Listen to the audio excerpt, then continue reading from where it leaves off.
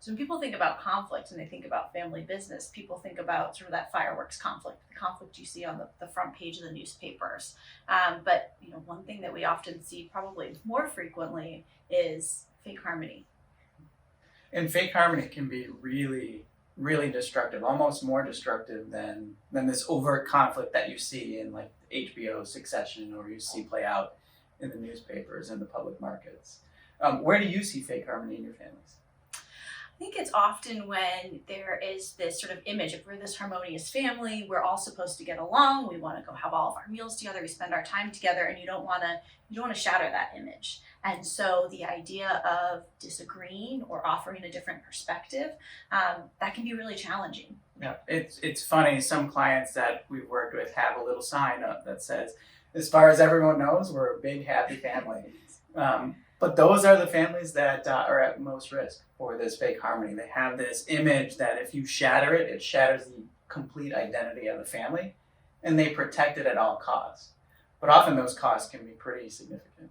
And it's really natural for it to happen. As families grow, individuals' interests diverge, people's relationships with the business change, and so people are going to have different perspectives. And so there's a lot of opportunity to harness that, and that can be one of the great things about family businesses. Mm-hmm. But it also sort of breeds this opportunity for that conflict. That if you're not sort of bringing to the surface, giving people the opportunity to talk about their different perspectives, down the line, it eventually is going to bubble up. Exactly, and with most families that I see that experience this idea of fake harmony, conflict doesn't just come slowly, it erupts.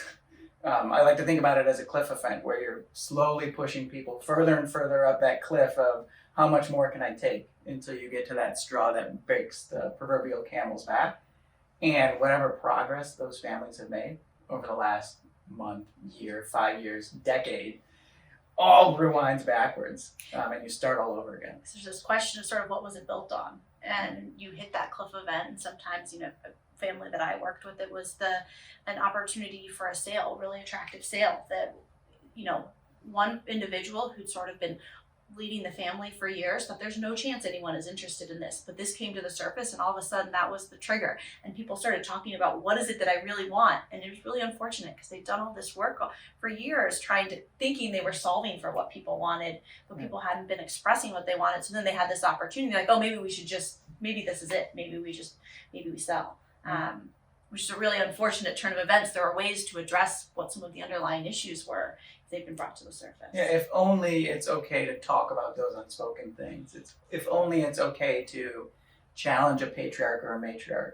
If it's okay to acknowledge that we've had a family member who passed away long ago that we don't talk about, and because they've passed away, we don't go at conflict at all, right? So tell me, when you see fake harmony, what are some of the tools that you use to combat that, to get that constructive debate more out in the open? One of the things that's really helpful is doing some kind of anonymous survey, because oftentimes if you come and you're trying to talk about it anecdotally, individuals have shared different perspectives, you try and bring it, people think, oh, maybe one person thinks that, but that's not us, that's not the family's perspective. And sometimes when you can put something like survey results in front of a family, and it really shows, wait a second, we have like a wide range of perspectives on this, and I can't really disagree with this like I can when you're anecdotally sharing a story. Yeah.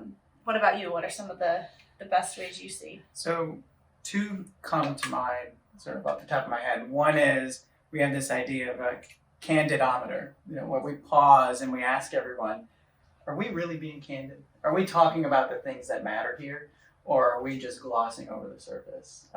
It's a silly tool, but it's funny, it works, and it gets people talking and actually acknowledging, are we talking about heart of the matter issues or not?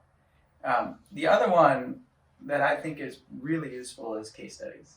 Most families ask us, are we the most challenging family you've ever worked with? And the answer is inevitably no, right? Everyone has their own challenges, their own idiosyncrasies, but families don't have that perspective about how other families operate. And so showing case studies can make options that were previously not allowable, not considerable, put them on the table and get families to see there are different ways to work through this. There are families that are going through the same challenges, and maybe we can go through or tackle our challenges and put more issues on the table if we see others doing it as well. Yeah, I think that normalizing is such an important part of it because you think, particularly we talked at the beginning about you have this harmonious view of your family and that's what you want to present to the outside world and we're all supposed to get along, but to sort of bring out other examples and say, no, but like other people experience this too. What you're going through is really normal. You're not the worst family we've ever seen because you disagree on something. And it's okay to have that like healthy, productive, constructive dialogue around that. Yeah, I think when I think about fake harmony, the thing that comes to mind most for me is when you meet a family and they say there's nothing wrong. Alarm bells go off because inevitably there's something there, or they're this perfect family and they aren't willing to face some of the challenges that they've got. And so when we think about fake harmony itself, we worry more about fake harmony, I think, than we do about this overt conflict, and helping families to make it okay to talk about these things is one of the most important things you can do for families that are thinking about navigating transition.